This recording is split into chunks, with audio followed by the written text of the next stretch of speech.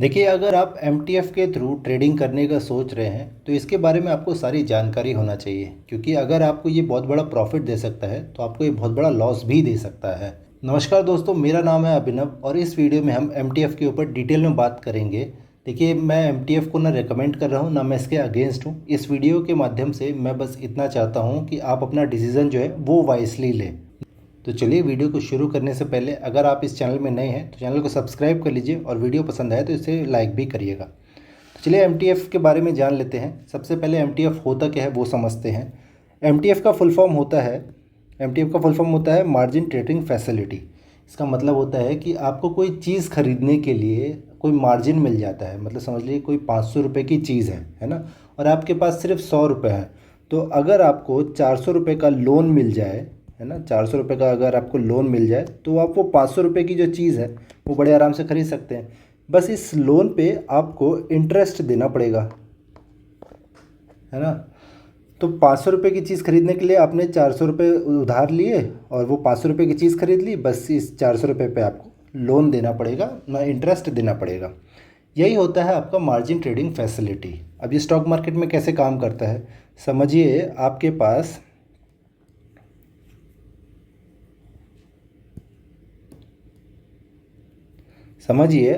पास 10,000 रुपये हैं, है ना। और इस 10,000 से आप 20 स्टॉक खरीद सकते हैं। अब एमएफटी में क्या होगा कि एमएफटी आपको जनरली अच्छे स्टॉक्स जो रहते हैं उस पर आपको 4 गुना लेवरेज मिल जाता है। तो ये 10,000 जो है वो 40,000 बन जाते हैं। अब 40,000 में आप कितना शेयर खरीद सकते हैं? 80। तो यहाँ पे अगर 20 शेयर में आपको पर शेयर 5 रुपये का अगर प्रॉफिट होता है तो आपके टोटल प्रॉफिट कितना हो गया? 100 रुपये। और यहाँ पे अगर आप ब्रोकरेज काट देंगे तो आपके पास ऑलमोस्ट 90 रुपये बच जाएगा। ये आपका नेट प्रॉफिट हो गया। चलिए, अब यहाँ पे बात कर लेते हैं। आपने 80 शेयर खरीदे थे। यहाँ पे पर 5 रुपये प्रॉफिट हुआ अगर आपको पर शेयर, तो आपका टोटल प्रॉफिट कितना हो गया? 400 रुपीज़, है ना। यहाँ पे आपको ब्रोकरेज देना पड़ा। समझ लीजिए आपने 40 रुपये का ब्रोकरेज दे दिया और साथ में आपको इंटरेस्ट भी देना पड़ेगा। मतलब आपका जितने दिन का होल्डिंग पीरियड रहेगा उतने दिन का आपको इंटरेस्ट भी देना पड़ेगा। समझ लीजिए आपका इंटरेस्ट हो गया 10 रुपये, ठीक है। यहाँ पे ब्रोकरेज प्लस इंटरेस्ट होने के बाद आपका 50 रुपये कट गया, तो आपका नेट प्रॉफिट जो बचा वो आपका 350 रुपये बचा। तो ये आपका नेट प्रॉफिट बचा। इसी को अगर हम समझते हैं जब आपको लॉस हो जाए, तो समझ लीजिए आपके पास 10,000 रुपये है ना। आपने 20 शेयर खरीदे, आपको 5 रुपये पर शेयर लॉस हुआ। लॉस मतलब आपको 100 रुपये का यहाँ पे लॉस हो गया। आपको ब्रोकरेज लगी 10 रुपये की, तो यहाँ पे आपको 110 रुपये का ब्रोकरेज के साथ लॉस हो गया। तो आपके टोटल जो खर्चा हुआ 110 रुपये। वहीं आपके पास अगर यहाँ पे ब्रोकरेज से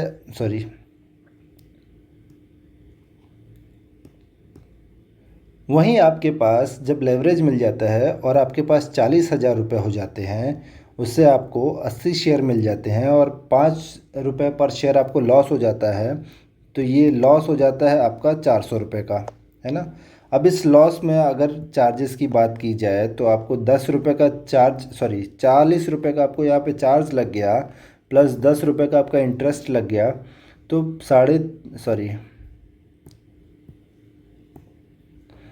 तो आपके 450 रुपये, मतलब जहाँ पे आपको लॉस होना था वो 110 रुपये का। आपकी ट्रेडिंग कैपिटल अभी भी 10,000 रुपये ही है। आपकी ट्रेडिंग कैपिटल 40,000 रुपये नहीं हो गई है। 40,000 30,000 रुपये आप एक्स्ट्रा जो है अपने ब्रोकर से उधार ले रहे हैं। तो आपके 10,000 के ट्रेडिंग कैपिटल पे आपके 450 रुपये चले गए सीधा सीधा। ये मतलब देखा जाए तो आपका बड़ा नुकसान हो जाएगा। अगर आपका छोटा कैपिटल है तो ये एक बड़ा नुकसान कहलाएगा। तो इसीलिए जितना एमटीएफ जो है जितना अच्छा होता है उतना ही ये ख़तरनाक भी होता है। अगर हम इंटरेस्ट की बात करें तो हमको इंटरेस्ट कितना देना पड़ता है पर डे का, क्योंकि मैक्सिमम ब्रोकर जो है वो पर डे ही इंटरेस्ट चार्ज करते हैं।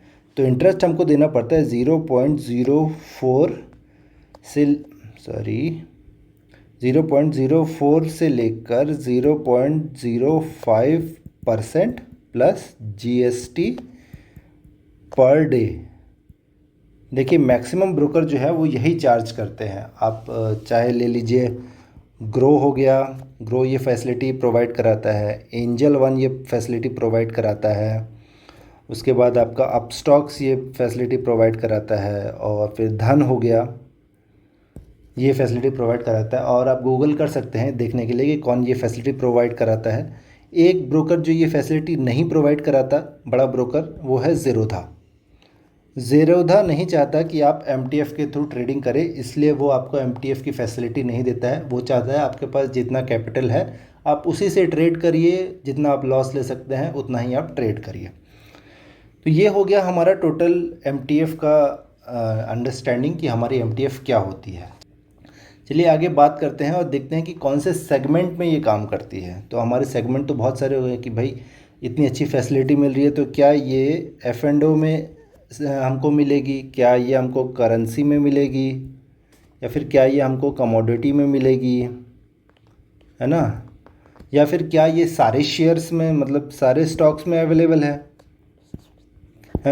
ऐसा नहीं है। आपको ये F&O में नहीं मिलता है, करेंसी में नहीं मिलता है, कमोडिटीज़ में भी नहीं मिलता है, और सारे शेयर में भी नहीं, मतलब सारे स्टॉक्स में भी नहीं मिलता है। आपको बस सेबी के द्वारा कुछ ही हैं ऐसे स्टॉक्स जो अप्रूव हैं, बस उसी में ही मिलेगा। तो वो कितने हैं एग्जैक्टली मेरे को नंबर नहीं पता, बट जितने भी सेबी के अप्रूव्ड स्टॉक्स हैं आपको उन्हीं में MTF अवेलेबल रहता है।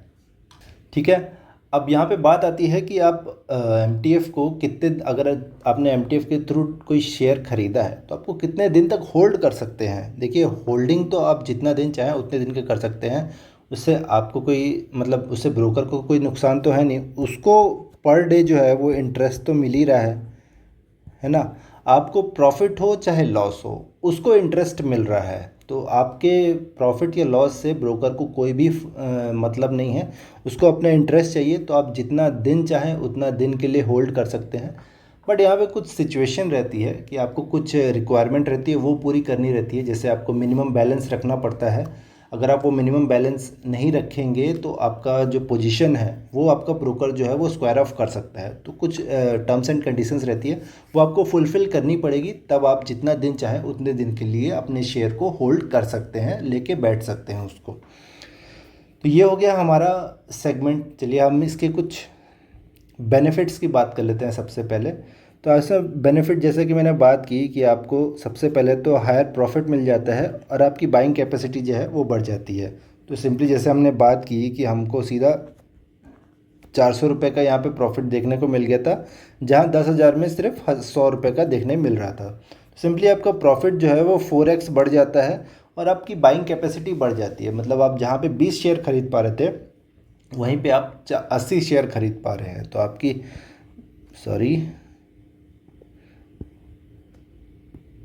20 शेयर से आप सीधा 80 शेयर खरीद पा रहे हैं, तो आपकी 4x कैपेसिटी बाइंग की भी बढ़ जाती है। तो ये एक से दो मेजर जो हैं वो बेनिफिट हो गए, और ऐसा सच कोई बेनिफिट है नहीं, बस यही दोनों बेनिफिट हैं इसके। वहीं अगर रिस्क की बात करें तो रिस्क बहुत ज़्यादा है इसमें। जैसे आपको लॉस जो है वो हायर हो सकता है। जैसा कि मैंने बताया कि जहाँ पे आपको आपके कैपिटल पे सिर्फ 100 रुपये का लॉस हो रहा था, वहीं पे आपको 400 रुपये का लॉस हो जाएगा। मतलब आपको 4 गुना ज़्यादा आपको लॉस भी हो जाएगा। अगर आपको 4 गुना प्रॉफिट हो सकता है तो 4 गुना लॉस भी हो सकता है।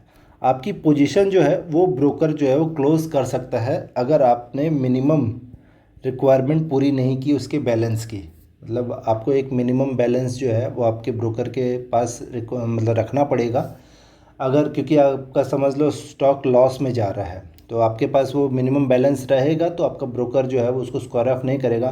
बट अगर आपके पास वो मिनिमम बैलेंस नहीं है तो आपसे बिना पूछे आपका ब्रोकर जो है आपकी पोजीशन स्क्वायर ऑफ कर देगा। चाहे भले आप लॉस में चल रहे हों, वो आपकी जिम्मेदारी रहेगी, वो ब्रोकर की जिम्मेदारी नहीं रहेगी। तो आपको हमेशा इस बात का ध्यान रखना है कि जो भी मिनिमम बैलेंस है वो आपको रोज़ चेक करना है। अगर और इसकी मिनिमम बैलेंस चाहिए तो आपको वो ऐड करना पड़ेगा। चौथा सबसे बड़ा रिस्क होता है इंटरेस्ट का। देखिए आपके प्रॉफिट में भी ये इंटरेस्ट खाएगा, आपके लॉस में भी ये इंटरेस्ट खाएगा। तो ये इंटरेस्ट जो है वो बहुत बड़ा एक हमको यहाँ पे डिसएडवांटेज देखने को मिलता है जो MTF में होता है। तो आपको हमेशा ये इंटरेस्ट जो है उसको हमेशा ध्यान में रख के ही एमटीएफ में जो है ट्रेड करना पड़ेगा। तो क्या एमटीएफ सही में आपके लिए है? देखिए, इसका ऐसा कोई आंसर तो है नहीं, बट एक जनरल बात करूं तो अगर आप ट्रेडिंग में न्यू हैं, है ना, तो आप अवॉइड करिए एमटीएफ के थ्रू ट्रेड करना, क्योंकि आप नए हैं तो जाहिर सी बात है कि आपको लॉसेस जो हैं वो ज़्यादा हो सकते हैं। तो वो ऑलरेडी आपको चीज़ें सीख रहे हैं, उस पर आपको लॉस भी ज़्यादा हो जाएगा, तो कोई मतलब नहीं है। हाँ, आपको ऐसा लगेगा कि आप भाई क्यों लॉस होगा आपको, आप तो यहाँ पे सिर्फ पैसा बनाने आए हो और हमेशा प्रॉफिट ही करोगे, तो ऐसा होता नहीं है। शेयर मार्केट में आपको लॉस भी होगा, तो हमेशा इस बात को ध्यान रखें। आप पहले कुछ दिन तक अपना जितना कैपिटल है, जितना आप पूरा खो सकते हैं, उतने कैपिटल के साथ आप शेयर मार्केट में आइए, ट्रेड करिए। मैं तो सबसे पहले आपको रेकमेंड करूंगा कि आप सीधा ट्रेडिंग पे आइए ही मत। आप तो सबसे पहले इन्वेस्ट करिए, एक आध साल मार्केट को समझिए, उसके बाद आप फिर स्विंग ट्रेड में आइए, उसके बाद चीज़ें समझिए। ये एमटीएफ जो है मेनली स्विंग ट्रेड में ही काम आती है। तो आप पहले समझिए कि क्या होता है, कैसे चीज़ें होती है, क्या स्ट्रेटेजी हमको अप्लाई करनी चाहिए, है ना, किससे ज़्यादा आपका विनिंग परसेंटेज जो है, विन परसेंटेज जो है वो किस में आपका बढ़ता है। ये सारी चीज़ें सीखिए, एक अच्छा खासा प्रॉफिट कमाइए। जब आपको लगने लगे कि हाँ अब मेरे को प्रॉफिट हो रहा है, तब आप जो है एमटीएफ का इस्तेमाल करिए अपना उस प्रॉफिट को बढ़ाने के लिए। आप पहले प्रॉफिट करना सीखिए, उसके बाद उस प्रॉफिट को बढ़ाइए एमटीएफ के थ्रू। सीधा ही आप एमटीएफ में जाएंगे तो आपको अगर प्रॉफिट नहीं हो रहा, लॉस हो रहा है, जहाँ पे आप सीधा आपकी कैपिटल जो है वो ख़त्म हो जाएगी। तो इसीलिए अपनी कैपिटल को ख़त्म मत करिए। एमटीएफ का यूज़ आप तब करिए जब आप एक ट्रेडिशनल, मतलब एक एक्सपीरियंस ट्रेडर बन जाए। तो ये था दोस्तों मेरा व्यू एमटीएफ के ऊपर। अगर आपको कोई भी क्वेश्चन है या फिर कोई भी कन्फ्यूजन है तो आप मुझसे कमेंट सेक्शन में पूछ सकते हैं। अगर ये वीडियो पसंद आया हो तो इसे लाइक करिए, मेरे चैनल को सब्सक्राइब करिए। मिलते हैं अगली वीडियो में, तब तक के लिए धन्यवाद।